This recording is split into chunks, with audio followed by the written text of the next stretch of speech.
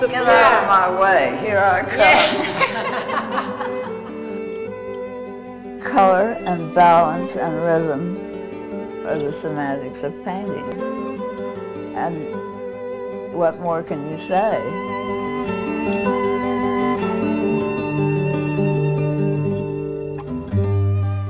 I've been through so many phases that seem to be entirely different, but when you get them all together, somehow or other, in spite of their differences, there seems to be a thread through them that relates to all of them.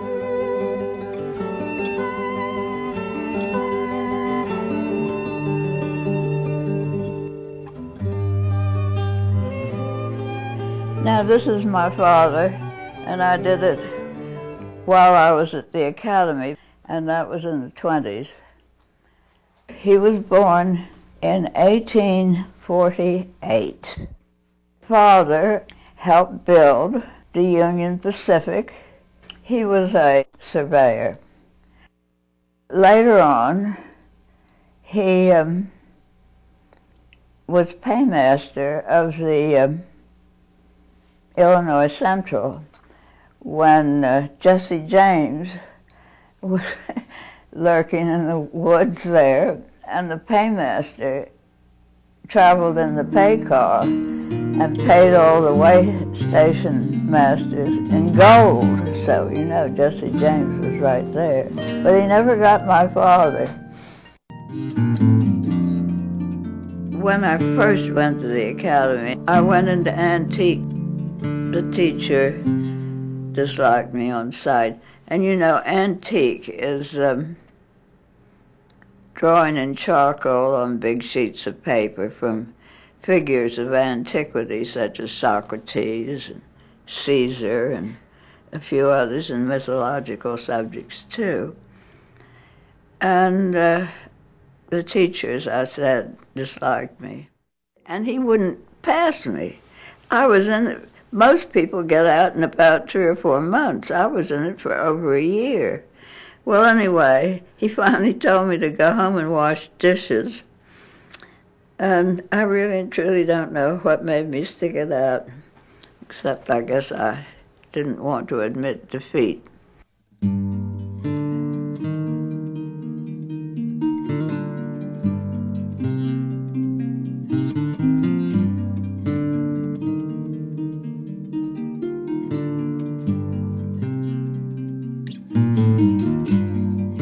Carl's had just been to Europe and was full of these new ideas, and we just lapped them up. He was really taken with Matisse. It was the color, that Matisse's use of color as a volume and not as just a filler in. Used the vibration and impact of color against color along with the organization of the whole. Carl's talked about everything about painting. I mean, it wasn't just limited to my things, but one thing he did talk about was how my things related to other things. Everything I know about painting that I think has any importance, I got from him. This is my daughter. She was 16. I didn't have a model, so I asked her to pose for me. And we went up to my little studio in Stratford. I didn't have any canvas to paint her on, but I had a landscape that I didn't like, so I painted her on top of the landscape. This is a stream here. And I think I did it in a half an hour, I'm not sure. It's just one of those things that painted itself. And it's not a portrait, but it's more Edith than any portrait could ever be. That one I did in my little studio in Stratford, and that would have been in the 30s. And the one below it, I guess I did it in Stratford. and that would be in the 30s. When I first started showing in New York, I had a very good gallery, and I'd put the paintings in the station wagon and take them up myself. When I was having the show in the Pasteur Gallery, I wanted to go to a dinner party in New York that night. So I had the porter take the paintings up. I went to the dinner party and came back, and that was that. So I told the porter that I had the paintings stacked in a certain way so that he'd go right in the car. So he brought down the wrong one, of course. So I said, well, lean it against the car. We were right in front of the front door. With the painting side in so passers-by won't gape. And he did, and then he went back for some paintings. And there was a bum standing by the front door, really a bum. And he ambled over the pavement and said, "Do you mind if I look at your paintings?" And I said, "No." So he leaned down under the car like that. "Oh," he said, "did you study with Arthur Quarles?" "I know you. You're Mrs. Brodhead from Philadelphia." "Yes," I said, "who are you?" "Boyer. Boyer had a gallery here." I was so exhausted having gotten this thing together and gotten it out of my hair. And I came home and I set that up and painted it, just out of, I don't know what, relief, I guess. I had 3 shows in New York, one a year, and I got wonderful reviews for every single show. This one I did in Paris in 1950. The reason I like it is it marks a period in my painting. It was the first time I used space as a dimension. It was a big leap for me.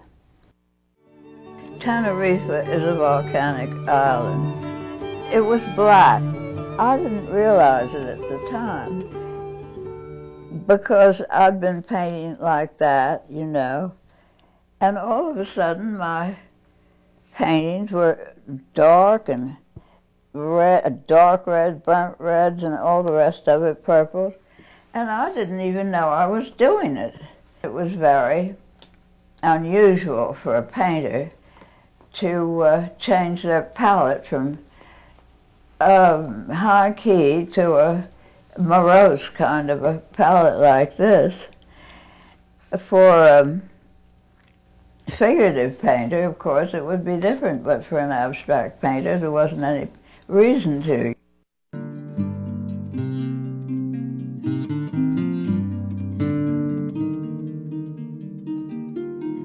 You know, it's very difficult to talk about your own things because the things that need explanation to somebody else are so obvious to you because you did it and you struggled to get it, you know.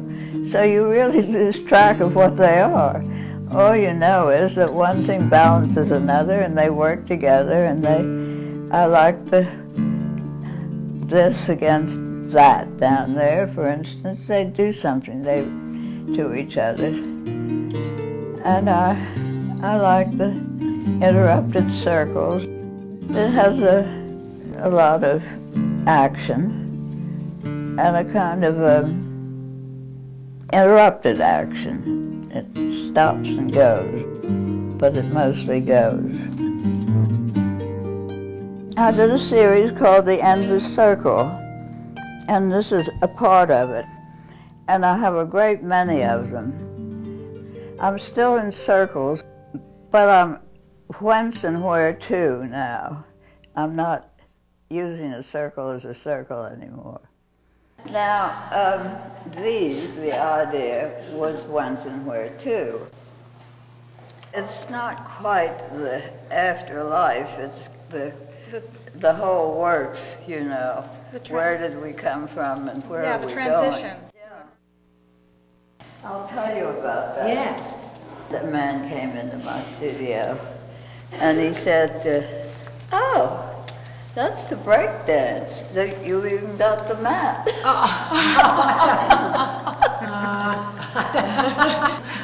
Why, yes, it's for sale. Oh, I would love to buy it. Okay.